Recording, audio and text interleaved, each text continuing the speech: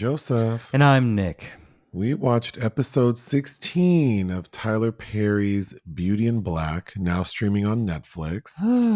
This episode is titled, Now Make It Thunder. I can't believe we did it.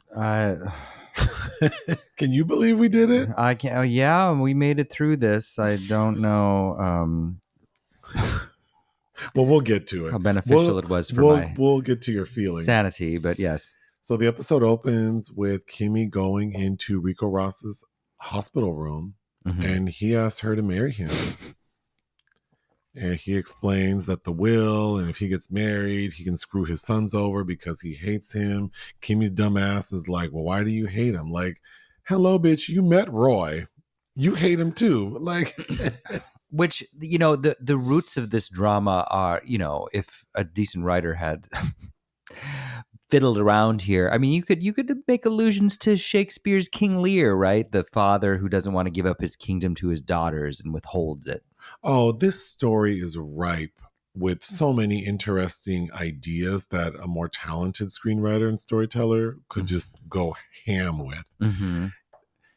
We'll get to it at the end, our final thoughts. But so that's the proposition. And then Kimmie's dumbass is like, I don't know. Well, first she says no.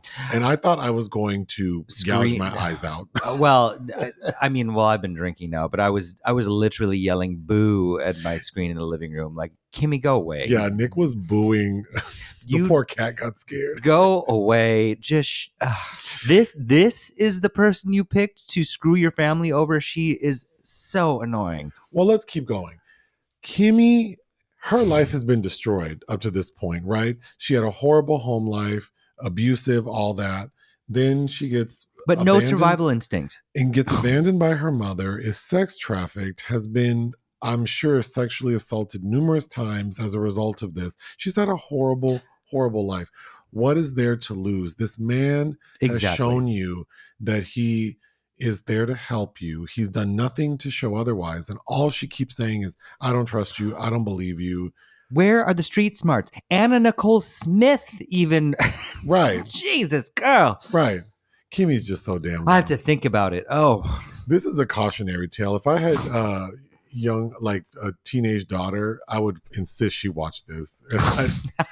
And I would glue her eyes open like Nightmare on Elm Street and tell her, like, you are not going to be like this dumb bitch because this is too much. Okay. Then Rico Ross's character tells Kimmie about Jules because Kimmie's she's like, I have a lot of questions. Like, won't the family try to retaliate against me? Although she's not able to articulate it that well. Well, no. And he says, well, there's a stipulation in the will that says that if there are any like mysterious murders, suspicious deaths, suspicious murder, that's right, suspicious deaths. There are a lot of ways to die that aren't suspicious. Or if anyone gets a felony, then they're basically like they lose their share. So that's protecting you, that they won't come after you. And then she's concerned about Jules. What about Jules? Well, I have Jules by the balls. How? Well, he has a wife and he has a house in the suburbs and a kid. And what does that have to do with shit? Because this man has been doing all these shady dealings. He is so connected. Supposedly. How is he hiding his lifestyle and this work he does from his dummy wife? I mean, it's just unbelievable. And he's an upstanding citizen in the community. Jules does not. Nothing about Jules reads as upstanding family man. To quote Kennedy Davenport, does not condone himself. He does not condone himself that way. So see. Yeah, I don't believe that for a second, but whatever. I don't know. So then Kimmie leaves Rico's room, and then Angel intercepts her and says, "Girl, that car you stole, there was an old man in the background." And she goes, "Oh, that's who that was." And he's like, "Where's the car?" He puts her in costume. This lady's running around looking like Carmen Sandiego, and he says, "Well, where's the car?" "In the parking garage." So why is Angel trying to go to this car? I don't know. Just let it be. What is the point of him? Like, what is he going to do except get into trouble? Like, somebody will find him eventually. But we'll get back to that. Then Kimmie runs up to her sister's room, and the same nurse who was sitting at the front desk of the hospital, the same nurse who was in the parking lot who tried to stop Angel, is also the nurse in Sylvie's room making her bed and checking on her. I thought this was the nicer hospital. Why? How do you not have more staff? Sylvie's sitting there still not attached to any fluids. No, and her hair does not look like it was that whatever was sitting under that ugly blonde wig. Her hair doesn't make sense for the wig she came in with, but the basically Kimmie tells her sister this is the deal. After she has to explain to her sister the truth because the nurse is saying, like, I'm sorry, but we're gonna have to transfer your sister because you lied on the paperwork you submitted. So she has to go to like the county hospital. And that's when Kimmie goes, my last name is Bellarie. Well, it will be soon. I'm Horace Bellarie's fiance. And that's when the sister starts asking questions. And I hate to say this, but that sister is annoying. That sister, you're just as dumb as Kimmie. Fine. Fine. Oh, you've thrown your hands up. No, like if you want to be stupid, I don't have who has time for that. Like, oh no, because her sister said you left me with my mom and the stepdad was raping me. It's like, girl, no, your older sister is not responsible for you. I mean, it's not a Cain and Abel situation, but like, shit, your sister got dropped off. Your sister has been traumatized. Well, to be fair, her sister's a teenager who doesn't understand things clearly. The way they style, I mean, I hate that they styled her hair in those pigtails trying to make her look young because I feel like the sister looks older than Kimmie, but she's doing that thing that kids do when it's like, you lied to me, so now I don't trust you and I'm mad. Did you not realize that you were drugged up and were going to be passed around at a strip club and I was the one that intervened on your behalf? So then Sylvie's mad, calling her a liar, and Kimmie says to her, all I can say is you may know, but you don't understand. And this entire series I've avoided using the F word. I think we're allowed one or two. I won't use it, but What the F is Kimmie talking about? She's so dumb. Bless her heart. And then trying to explain to her sister why she's done the thing she's done. And I was screaming at the screen like, why don't you just tell your sister what's up? Just communicate. Use the words. And then she finally does. She says, Horace is this rich man who wants me to marry him. And that's what we're doing here. And then the sister's like, well, why should I believe you? Okay. Because you've been calling me and writing me postcards and shit for years, girl. Like what? Then we cut to the parking lot where Angel is just cruising around, like very non-discreetly trying to check out this BMW with the old man in the back. It's almost very Pink Panther. If you put that music in there. Yeah, it's comical. Like But I have an observation, and I wonder if anyone else feels this way, but did I miss, like, am I incorrect that the parking lot for the hospital looks like the same parking lot for Bellarie Beauty and Black's headquarters? Is that not the same parking lot? Like they're just recycling it? They could be. Okay, then we cut to probably the funniest scene it's not the funniest. I think Richard killing all those people in the ambulance was funny. I think Richard screaming at all his family was funny. But we have Debbie Morgan giving a tour of her family's wing of the hospital. But you're not part of the family anymore. But then she also, she keeps saying she's not part of it. Like, it's just so unimpressive. But she's giving a tour to all her church folk. So she's the pastor of a church who decided that she wanted to give her parishioners a tour of the hospital. To talk about how they're keeping up the neighborhood. The neighborhood, how about the city? Neighborhood. So her church must be donating to this hospital. I don't know. Whatever, who cares? But while Debbie Morgan's giving this tour, being very polite, someone asks some questions like, oh, is there a cancer wing here? Why, yes, we see cancer patients here. Are there females who come here? I'm sure there are. Are there female cancer patients? I mean, yeah.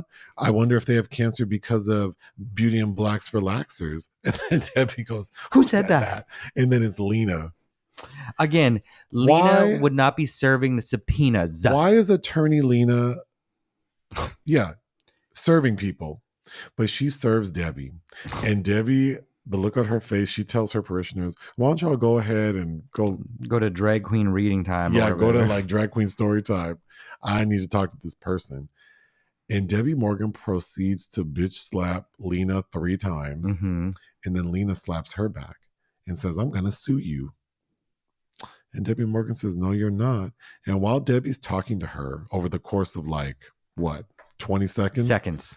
Yeah. She has made a boomerang from surveillance footage she downloaded from the hospital because her family owns this wing, which makes no sense. Nope. That this lady would have the survey. I mean, we have Ring cameras and we can download the videos very easily. Does it make sense that Debbie Morgan had so she just on her homepage has the app that has the surveillance footage for the hospital on it? The family that you used to be married into might very well have donated a private wing, but there would be privacy issues with any old person. It just makes no sense that she would have why would she think she even needs access to the hospital? What's that song? Absolutely not. Absolutely not. Shout out to Deborah Cox. So in this 20 seconds that Debbie Morgan is letting Lena know that she ain't shit. She ain't never gonna be shit. Lena lets her hit her 3 times. Lena's stupid too. Debbie Morgan makes a boomerang of Lena hitting her and explains to her well, my family owns this wing and I can control the surveillance. And I just made a video of you hitting a poor helpless old lady. And I deleted me hitting you. Hitting you. So you're ruined. So you need to drop all legal action against me or I'm pressing send on this video. Gonna extra read all about you. Then Debbie Morgan tries to go into Horace's room because she notices that he's there. By accident. She's just walking by and because they're advertised his name. If Horace Bellarie wants to be discreet in this hospital, why do they have a placard of patient Horace Bellarie? Also, isn't that a HIPAA violation? Exactly. His whole ass name. You might as well put his government name is on this thing. Might as well put his 2-step notification factors up on that sign. But there's this corny white doctor named Peter. This poor white doctor, I know he was I'm so tired of dealing with these black folks coming in here. He looks so frustrated. I didn't go to medical school for 4 years plus residency to deal with all this nonsense. But so basically because Kimmie and her sister, you can see them in the room, and Debbie Morgan is confused. Is I am going in this room. And he's like, no, you're not. Don't make me call security. And then the next thing you know, first Debbie goes to, apparently there's some choir going on as part of this tour. She steps away from the choir to call Richard. Norman. Yeah. Okay, Richard. but steps away. But she is in earshot. She turns around. These people are still singing in her face. Yeah, she's still in the middle of this choir. But anyway, go ahead. She turns around to call Richard Lawson to ask, why is your brother in the hospital? And she says, they got him locked down. Girl, no, they don't. Aren't you the master of disguise? All she had to do was go to the bathroom. White Dr. Peter would have disappeared, and then she could just have bopped into that room. They're and confronted acting him. like he is in that room Jodie Foster and Kristen Stewart were in Panic Room.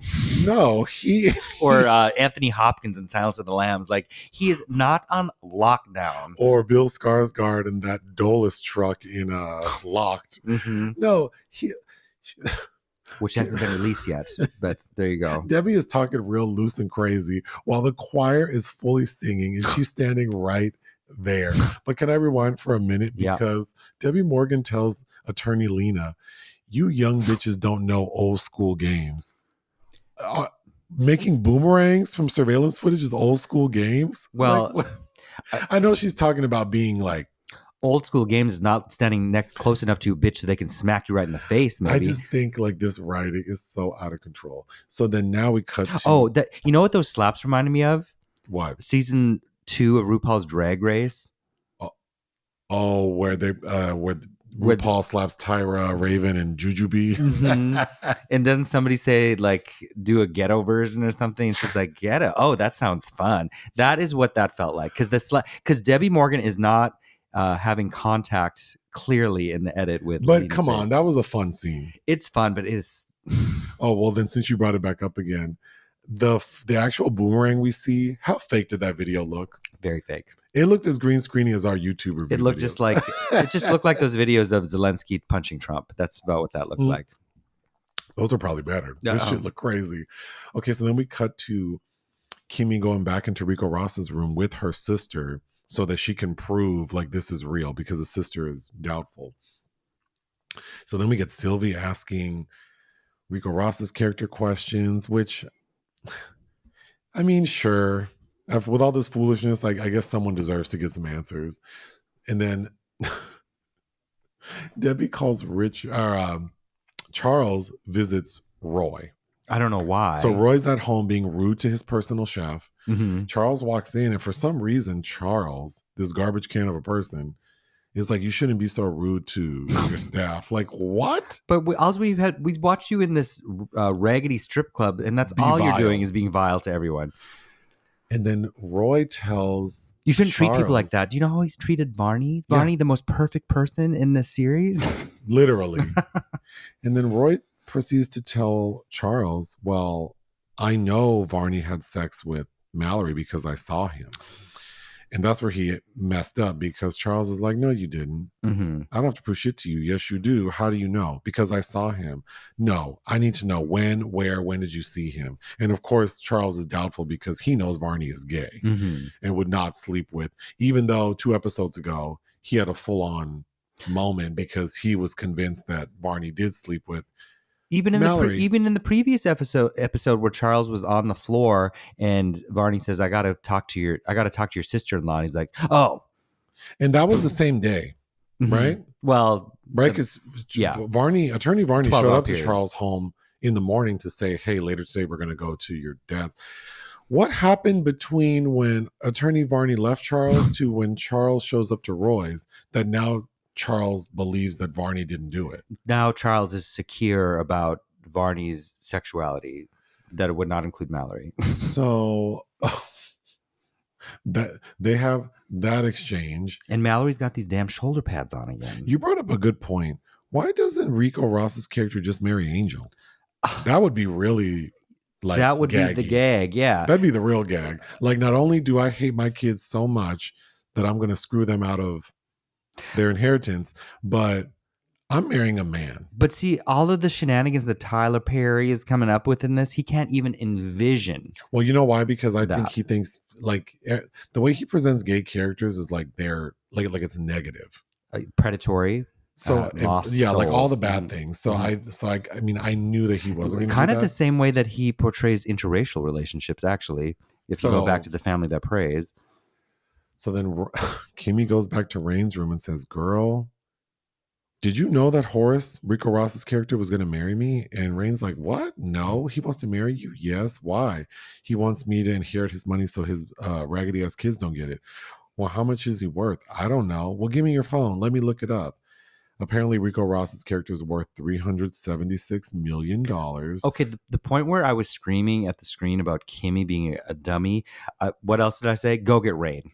Go collect Rain out of her room and ask her. Rain will get you together. And of course, when Ray sees that dollar amount, all of a sudden she can walk. It's a miracle. Yeah. It's like, what's that Steve Martin movie where he Leap of Faith? Leap of Faith. Mm-hmm. She hopped out of that bed. That's the one where he has the joke about I'll have the KKK omelet.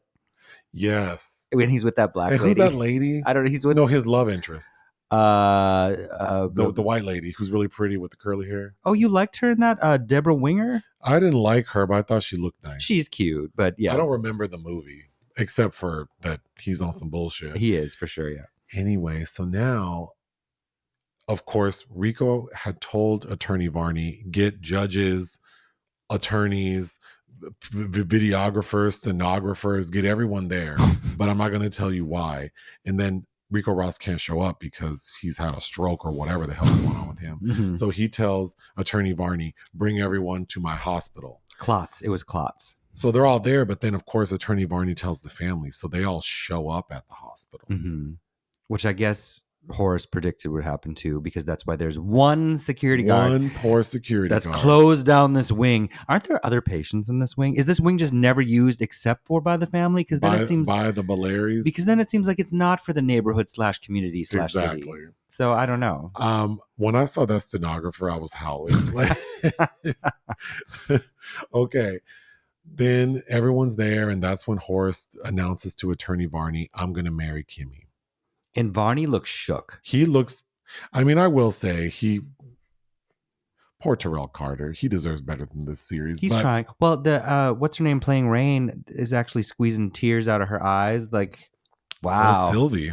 Yeah, like wow. Yeah. I mean, I don't guess like. I'm not implying this was a good episode, but I was impressed with her tears. practicing their craft. Yeah. So then Rico Ross says to the judge who's present, perform a cognitive test. So then they do that, and while they're doing that, That's not part of the script. We don't get to hear what Tyler thinks that test is. he doesn't know what that is. He would be able to write it. So Attorney Varney, not enough room on the napkin for the test. Right.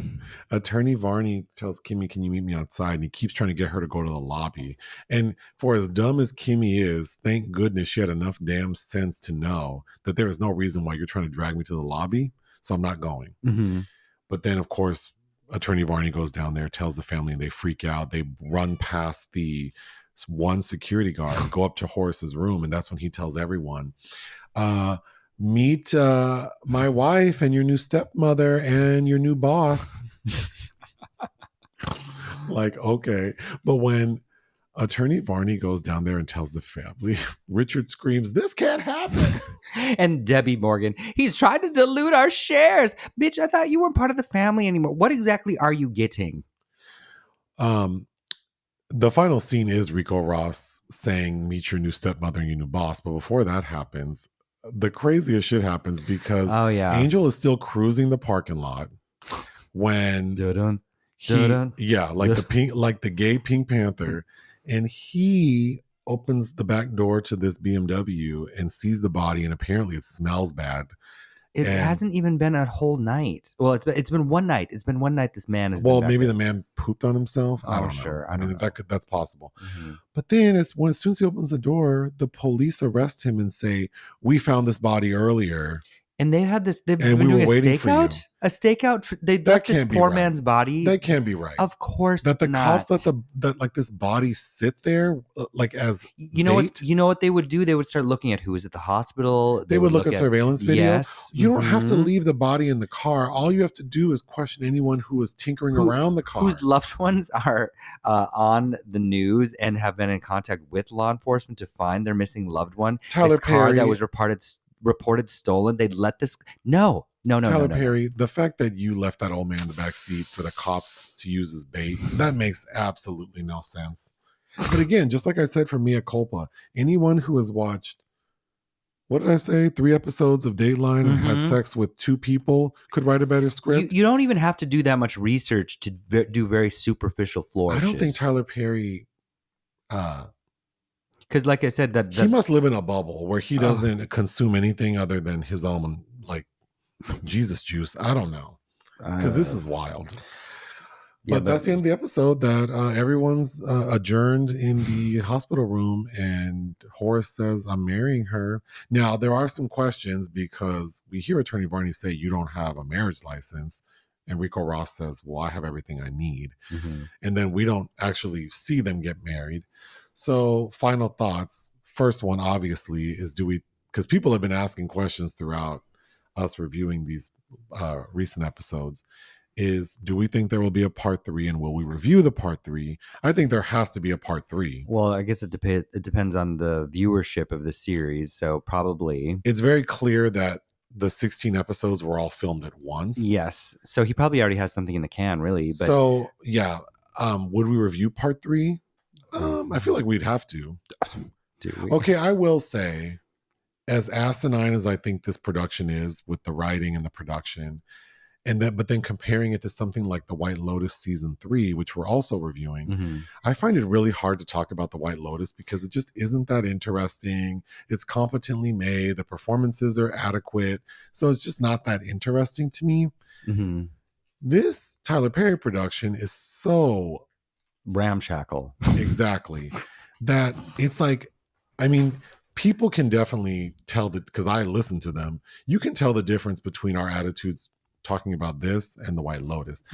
Because talking about a Tyler Perry production, the words just fly off your tongue. Like I talk so fast because I feel like I can't get out fast enough what I think about. I can't express how flabbergasted I am at how poorly this is conceived and written and performed and with some very notable, talented, seasoned cast members. But well, so that's the next common question we got with a lot of these recent episodes, and then also our compilation video for episodes 1 through 8, that has had a big spike in views. I guess since these episodes came out, people want to catch up, or maybe they liked our episodes and wanted to see what we did before. Mm-hmm. But a very common question that we got throughout all of them is like, I can't sit through a Tyler Perry thing. I don't know how you all do it.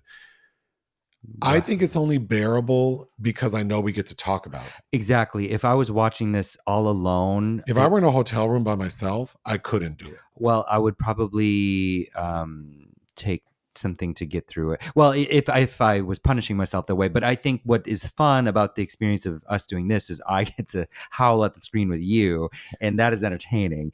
Yeah, it's fun watching it with you, and then it's fun making these videos, and then it's fun to hear people and hearing feedback. other people.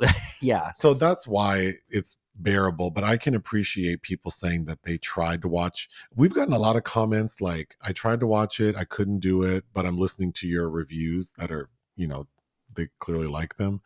So that's why, because I just think it's fun to talk about, and it's fun to hear people react similarly to. Well, yeah, it kind of allows it to have a communal experience, and then I guess begrudgingly I had to admit that there is some worth to it, and I was dismayed to learn that we're probably gonna have to watch another Tyler Perry thing. In 2 I didn't weeks. even know, but he has a new film coming out on March 20th, you said? Yeah, with Kat Graham, called Duplicity On Amazon. Yes. So of course we have to review that. Probably. The other bullshitty thing is most journalists are able to get things ahead of time, and with Tyler Perry's shit forever and always, nothing is ever screened early. So But everything that we do that's Tyler Perry is like some of our top stuff on YouTube.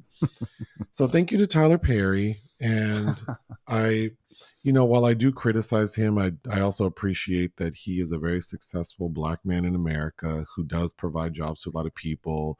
I think he's sabotaging a lot of them with the shitty quality of his work. But I think that I'm very like it. There's still something in me that feels very good about him being successful. sure, no, yeah, I don't want him to not be successful. I just wish he would have a little more care for. I wish he'd have more of a sense of humor. Like, he takes himself very seriously. It's like Faye Dunaway. It's just like you view yourself way too seriously. I wish that he, even Lee Daniels has the, when he talked about Empire, he's like, I made enough money to put my kids through college. Mhm. Or it's like, I didn't know he had kids though, but he said that. Yeah, doesn't he have a white husband? He has children? Okay. Does Lee Daniels We'll have to research that, but I feel like I've talked about this man with people, strangers. No, I've heard him say that he has children. Apparently he does. But anyway, I feel like Lee Daniels is a little more transparent about like, he does things that are fun for him, and he writes characters that appeal to him. Mm-hmm. I just wish that Tyler would just acknowledge that he's on some bullshit and he knows people gag and it's fun for him to do. Just say that. Just say, I know my shit is wild, but like it's fun. And I get to work with, like you already mentioned, he gets really cool people. Debbie Morgan, Rico Ross, Richard Lawson. Yeah. But even looking through his entire filmography, like he's worked with so many like amazing Black actors. Yes. So it's like, but that's cool in and of itself. But those people will never. Those people won't be tarnished or kept back by doing a Tyler Perry film. No, like Angela Bassett or Lynn Whitfield. Like that. It's perfectly fine, I think, for them to do that. It doesn't mean it doesn't. No one takes them less seriously. But for somebody like a Crystle Stewart, who I think could be really striking with some good material, or even. What's her name? Tiffany Williams or Taylor Williams, the lead of Beauty in Black. I think that she has a beautiful face. She could be really great in something, maybe. But I think that if this is the calling card, then maybe that's limiting. So then Tyler recycles a lot of these people over and over again. And it's kind of like RuPaul's Drag Race Queens a bit too, where it's really hard to break out of something that you're so strongly branded. But he is offering them a career, right? Because he does reuse a lot of people. So that's true. But for somebody that would like to branch out and do something else, to be typecast. Anyhow, that is part 2 of Tyler Perry's Beauty in Black on Netflix. I can't say I would recommend it. What would you give this segment 1 out of 5? Did I give the? I don't remember what I get because I can't write it on Letterboxd. There's no entry for this shit on Letterboxd. I couldn't even Yeah, log we it. can't post on like I don't even think we can do a Rotten Tomatoes quote, but So I didn't do. I don't remember what I gave the first 8 episodes, but I'll give this a 1. I would give it 1 out of 5. And What? it's purely for like I just think that this is so incompetently put together. But It is. It's interesting to see how he handles or choreographs violence, because that feels kind of very alien. Even in his erotic thrillers that he's had, where they're like this felt these 8 episodes there were peppered with violence in a way that I don't think what feels alien watching that in a Tyler Perry thing. Well, That's not cartoonish, you know. We will bid everyone adieu for now. Is there anything else you'd like to say? Just gonna go nurse my blind rage with wine. Ta-ta.